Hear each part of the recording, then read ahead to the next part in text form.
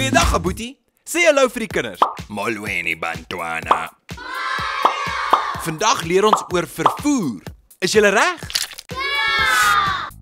Wat is die woord vir fiets in isiXhosa? Ibhayisekile. Dis reg, ibhayisekile.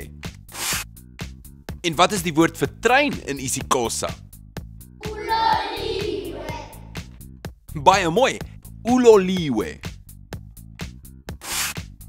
En wat is die woord vir bus in isiXhosa?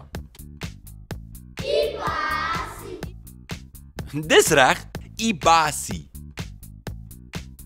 En die woord vir kar in isiXhosa? Imoto. Baie mooi, imoto. Kom ons kyk nou of julle hierdie woorde kan onthou. Wat is die woord vir bus in isiXhosa? Ibhasi. En trein? Uloliwe. En fiets? Ibhayisekile. En kar? Imoto.